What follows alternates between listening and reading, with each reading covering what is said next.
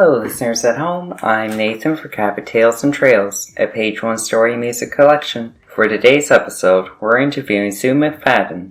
Sue played a major role in page one's Creating a Legacy project, where we'll get first of our show. She's a co-founder of a knitting group right here in Deer Lake called Kindred Spears Knitting Yarn. Mm-hmm. How long have you been knitting?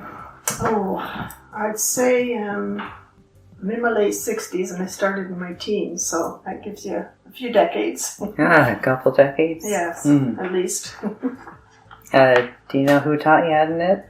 It was my sister, because I used to crochet, and going back, a few decades ago, that it was very popular, crocheting and making ponchos and these granny squares and everything. And my sister started to knit, and I liked what she was making, so I tried to copy what she was doing because I knit left-handed. And she helped me along, and eventually I got to the point where I could figure it out, and I went from there. Oh, nice. Yep. Do you have any tips for anyone who's starting out new? Just to be patient, to give yourself grace, and if you muck it up, just, pull it out, start it again, or, don't worry if it doesn't look the way you want it to look or it's not perfect. You just be patient and stick at it, stick with it, and you'll get it eventually. Right. Yeah. What was it like moving from Ontario to Newfoundland? Sideways. Okay. It was good. The short answer is it was really good. I'm from away. My husband Kevin is the Newfoundlander, but I met him in Ontario. So I was familiar with Newfoundland to a certain extent, of course, because he's comes from a big Newfoundland family, and lots of visits back and forth to Newfoundland and holidays here, and getting to know his family, those who also lived in Ontario at that time. But once we made the leap, and it was a leap of faith, we made the leap to move here because we always said we were going to retire here.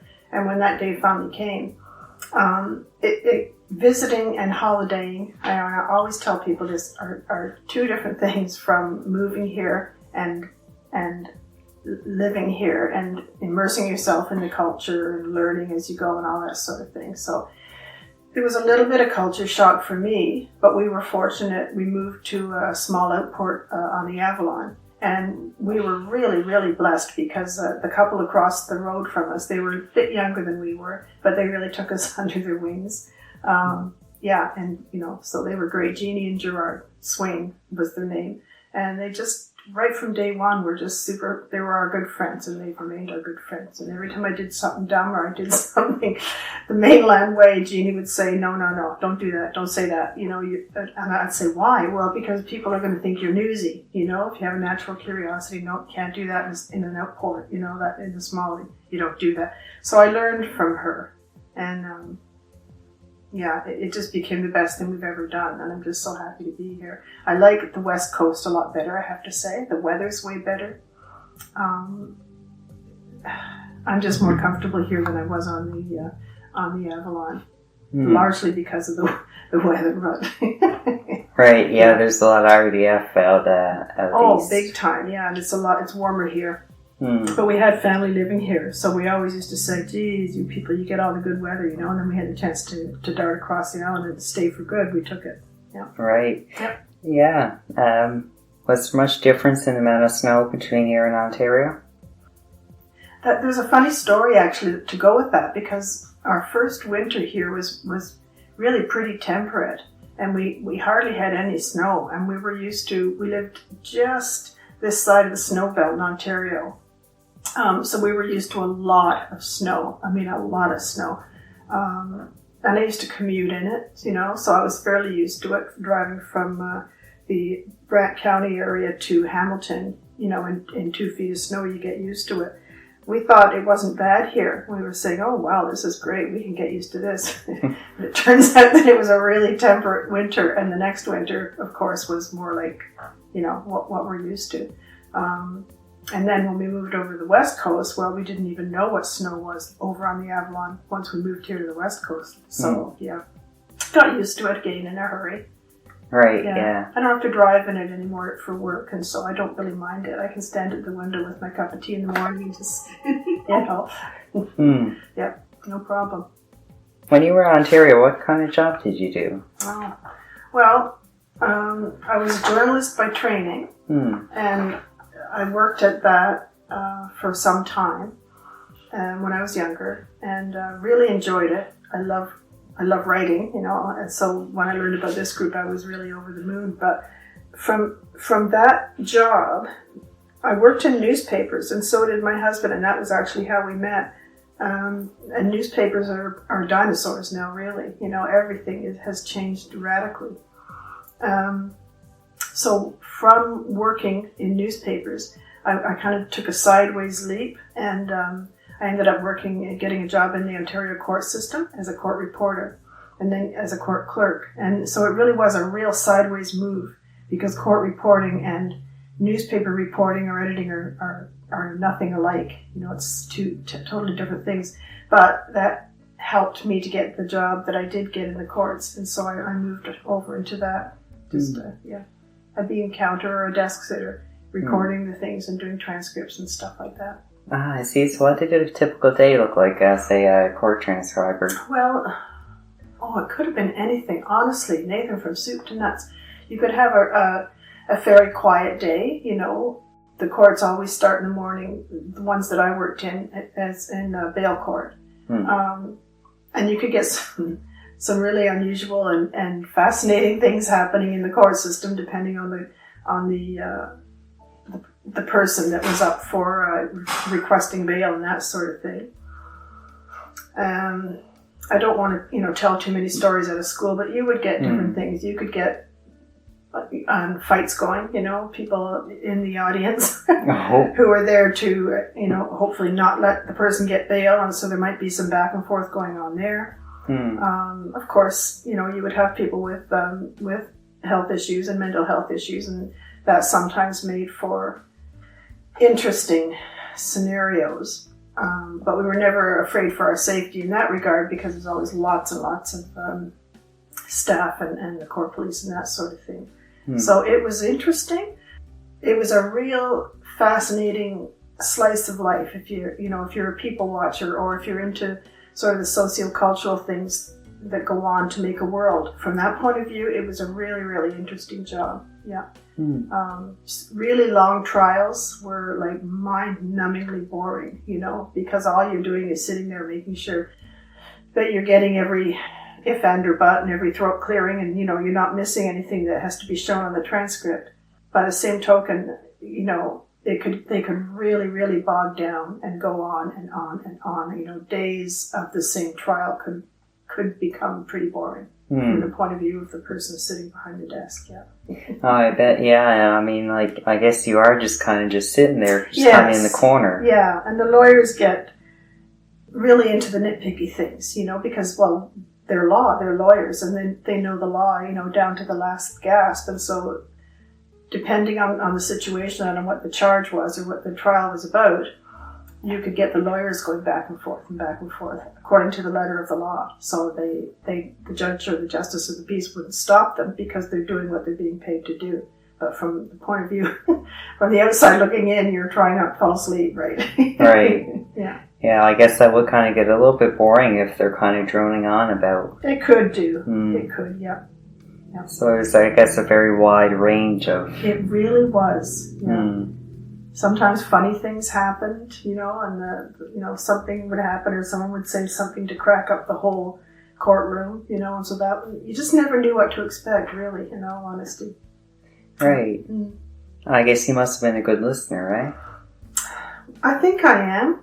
I think I am a good listener. And in that job, yeah, you had to be, but you also had a machine going as well. Even though you're taking notes and making references to things that are going on in the proceeding, you also have a machine to back you up. So if you're not 100% sure, you can go to the tape. Back then it was tapes, and wind it up and make doubly sure that was exactly what was said.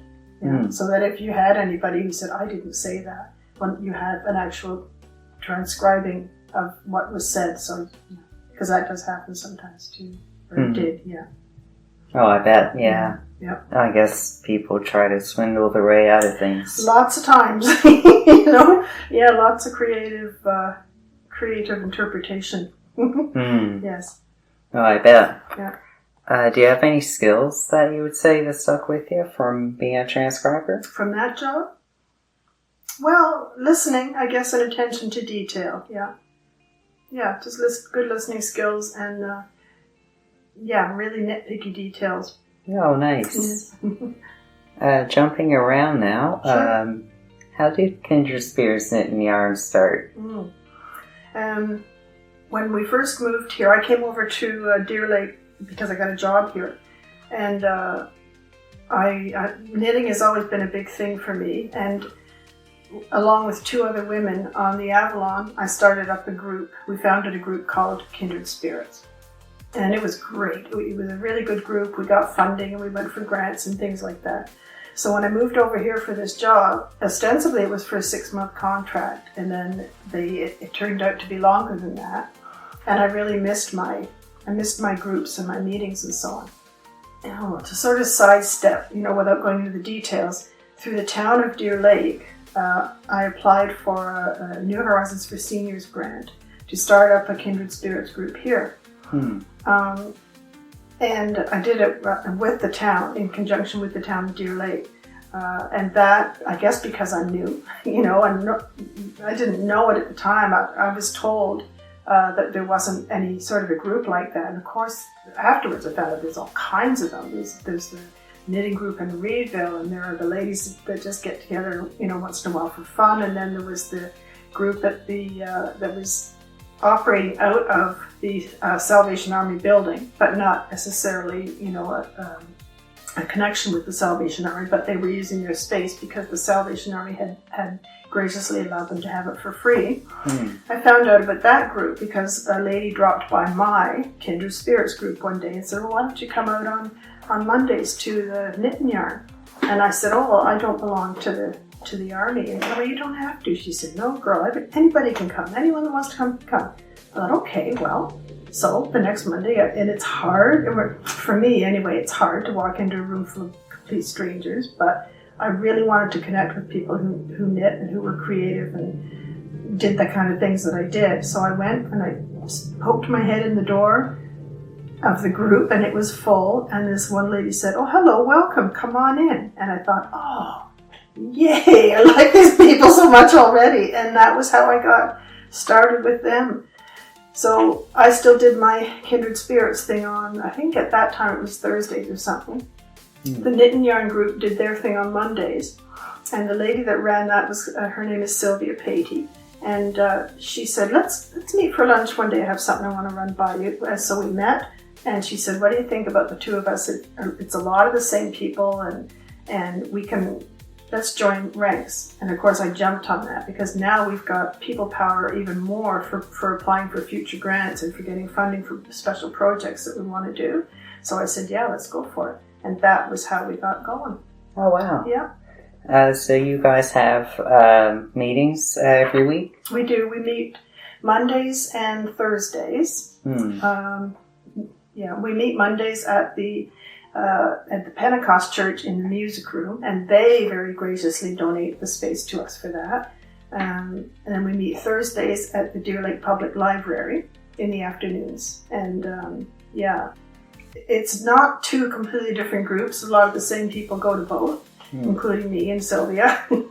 But it's two different sort of setups because we have the tea table and our tea and everything like that on Mondays over at the church. And again, there's no religious affiliation. People from all the different churches come to the meetings. It doesn't matter, okay? So that's not an issue.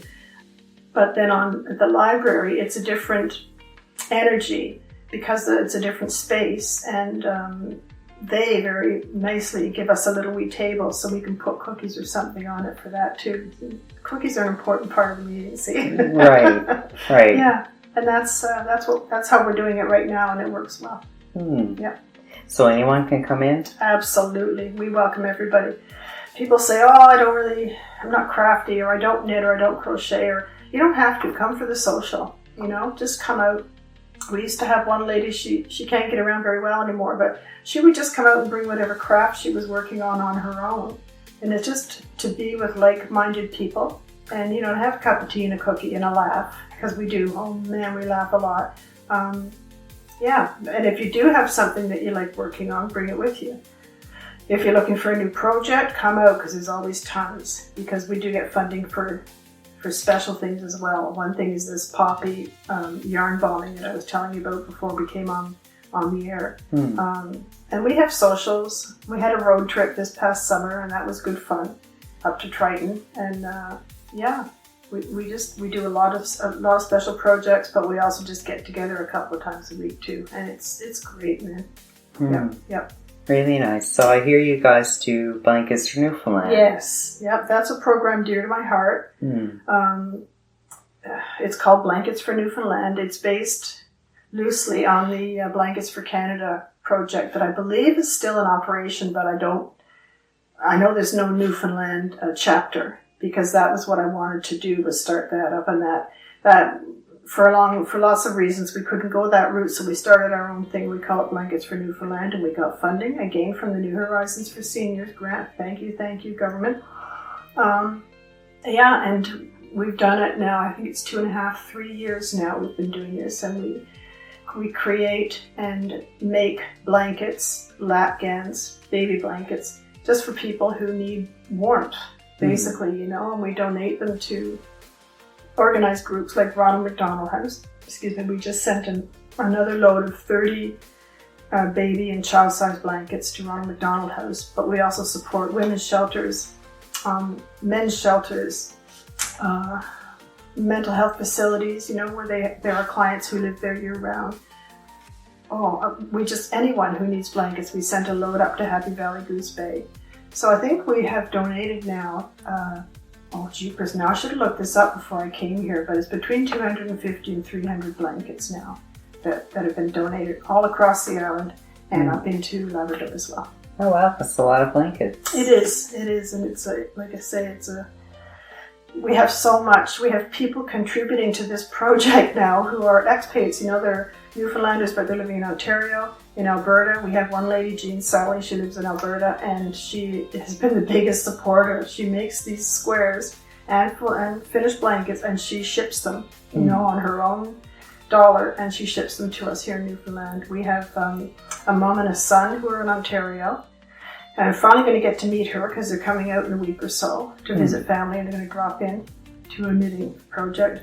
We have a lady in Nova Scotia. We have a good few people up in Labrador who create and make, and they send it down to us, and we put them together into blankets, and then they go out to whichever group needs them at that time. Oh, nice. Yep. It's great. I'm really proud of that, and I'm so grateful to all of these amazing people who just keep donating, they keep creating and making and sending their products to us, and that we're able to send them on to other people. Right, nice. You should be proud. Yeah. Yeah, thank you. Oh, you're welcome. Yeah. We're kind of jumping around a lot today, I guess. It's alright. I don't mind. Do you want to read some of the things you've written for page 1? If I have to. I was rereading some really interesting things from the book that page 1 did, Creating a Legacy, about how people arrived here in Deer Lake, or how they got here, or were they born and raised, and that sort of thing. And I went back into what I forget who interviewed me. I think it might have been Cynthia. Yeah, I think it was. Yeah.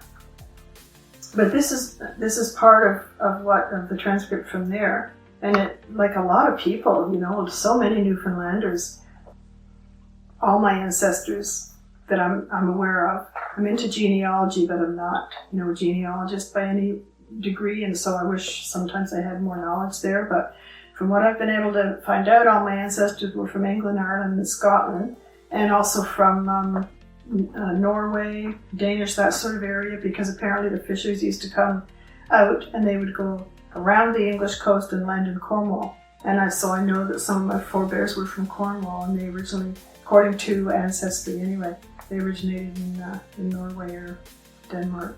But my husband's oldest forebear on his mom's side was in Newfoundland in the mid-1700s. His name was Charles Newhook. He was Kev's oldest ancestor here, and he was brought over by one of the merchants to Trinity to work as a boat builder, because he was a boat builder, and he stayed on in Newfoundland. And that's Kev's earliest forebear on his mom's side. His earliest paternal one, his dad, arrived here sometime in the 1800s, and they came from Devon and Dorset in England. A lot of us Newfoundlanders did, and they were merchants or they fished. Now, for my own bloodline, my birth father was always like super proud because he used to say we were like 6th generation Canadian on his I guess father's side it would be. And I've tried to track it, and it's really difficult because they had very, very common names. It's like everybody called their sons the same name because they wanted to pass it down along. Mm-hmm. So I haven't really been able to prove that or not, but I do know that the first ones that came, they came during the potato famine from Ireland. They came for a better life because of the potato famine or because of limited prospects for the future or for the lure of a new land. Now this bit is Kevin, my husband Kevin's dad, worked for the railway all over the island until it was shut down. Another Charles, or Charlie Newhook, Kev's maternal grandfather, was a mechanic for Bowwaters, and he had his mechanic shop in Howley. Kevin showed me it was right on the edge of the water, and any time the boats or the tugs would have problems, then Charlie Newhook would fix them. Kevin remembers when he was a kid looking across to the trestle bridge. He said in his mind he can still see that leg of the river down into the lake, chock-a-block filled with logs, and he could see logs from one shore to the other as far as you could see up the waterway before the trestle bridge. And his poppy's shed, Charlie Newhook's shed, was right over at the edge of the water. Cooking, I love Newfoundland diet, and I laugh at some of my friends. They don't like Newfoundland music, they don't like Newfoundland cooking. They're Newfoundlanders, and to me it's, wow, when we first moved here, I love moose and fish, and when we first moved to the Avalon, everything was moose and cod and crab. Friends would often drop off a feed of fish, what they called it, if there'd been a good haul. You never bought cod, moose, or crab when we lived on the southern shore of the Avalon, because it just was there for the picking. And speaking of picking, because the place we first bought was an old schoolhouse, there were berry bushes galore all around the property.